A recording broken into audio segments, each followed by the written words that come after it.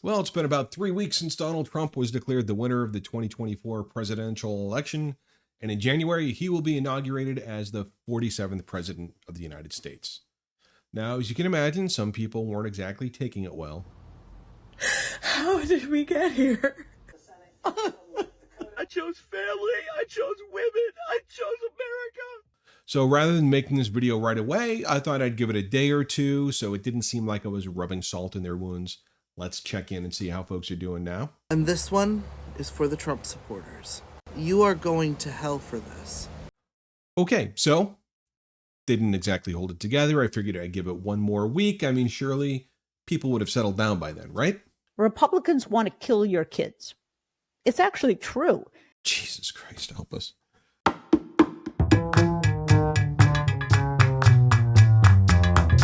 Hey folks, Mark here with The Rational Workforce. Thanks so much for tuning in. All right, let's face it. Once we heard that Trump won, we had to expect the typical array of social media outrage, faux or otherwise, was going to be on high display in the days and weeks after the election. I mean, after all, putting your cell phone into selfie mode and immortalizing your mental breakdown is kind of trendy these days, and the interwebs did not disappoint. But what troubled me was the absolutely unhinged rantings from business owners and HR professionals and other businessy muckety-mucks over on LinkedIn. No, these intrepid souls weren't taking potshots at their political rivals from behind clever screen names or silly avatars. These were actual people making truly outrageous comments from the very accounts that they'll use to recruit workers or hunt for jobs and showcase their professionalism or lack thereof. Stupid! You're so stupid! So let's take a little stroll down idiot lane with me and we'll see what the business community's best and brightest has to say. First, we'll take the general temperature of the average LinkedIn user and see how they're doing the night of the election. I cried before I laid down. Slept for 3 hours, woke up and cried some more. I wish I had the words for the ones of us that wanted a country not fueled by hate. Okay, not so good. Seems like a bit of existential dread is going on there the evening of the election. But fret not, it only took a day for these business go-getters to snap into fix-it mode and begin analyzing why their team lost the election. Republican white women really screwed the rest of us. Most of these will be from the South, have no mind of their own, so vote the way their husbands vote. It's like a Stepford Wives society. We really need to split this country in two. Holy shit.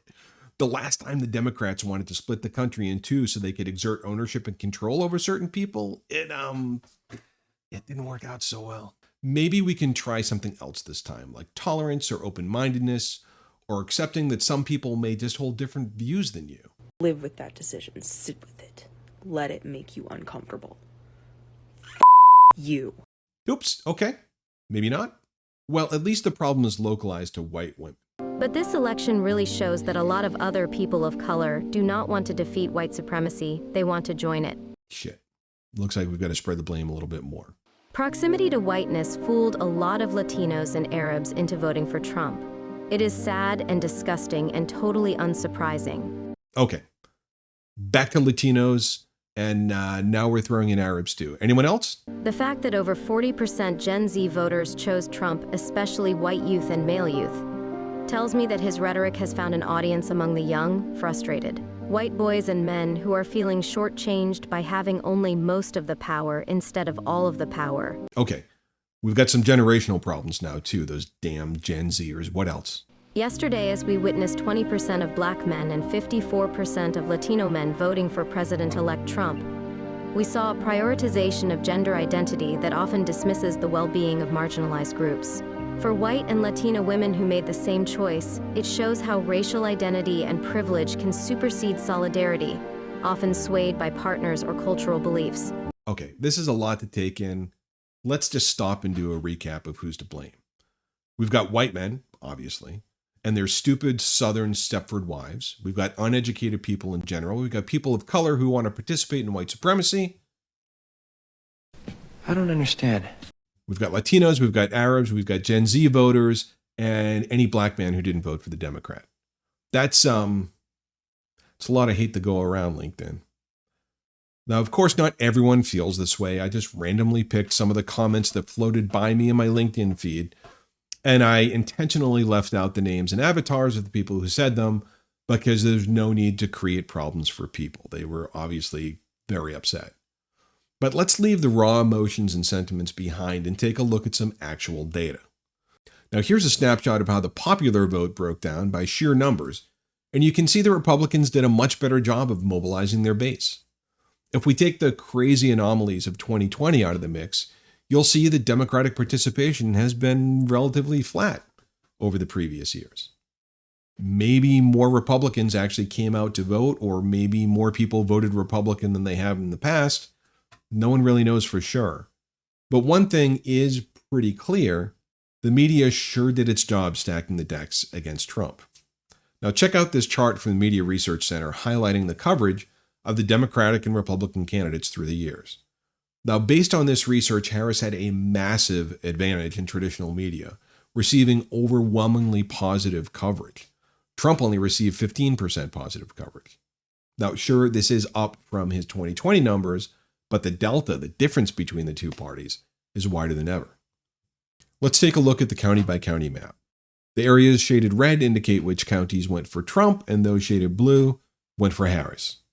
Now, I don't know about you, but that map looks pretty red to me. This map shows areas where voters shifted in one direction or another.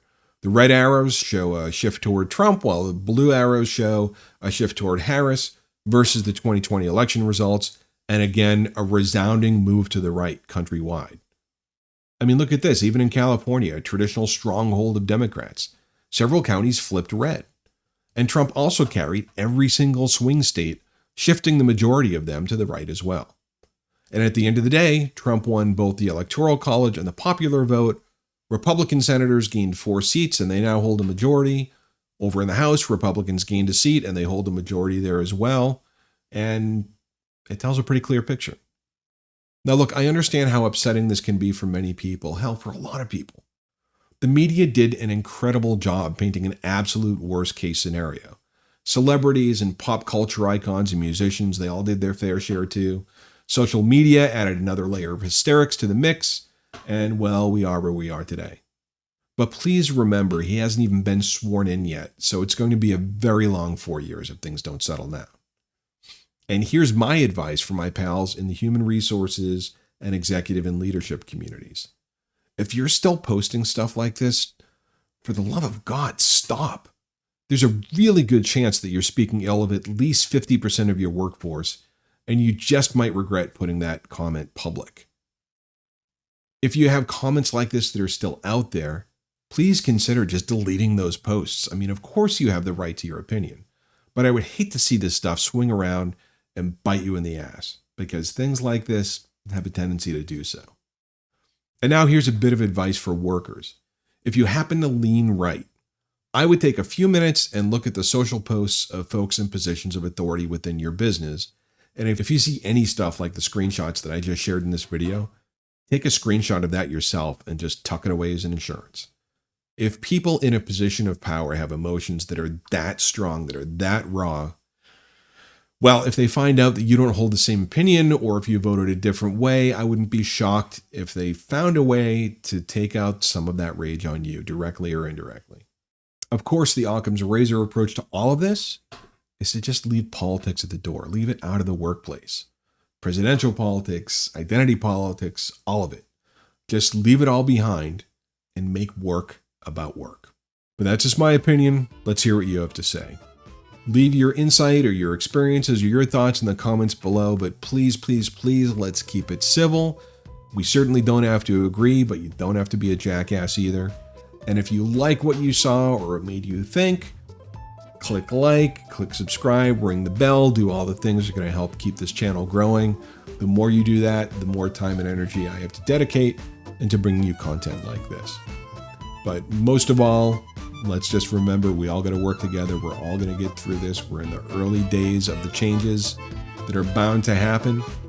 And we just got to find a place where we can be more civil to each other. And I wish you all the best in the world in getting that done. Thanks so much for tuning in. We'll catch you on the next one.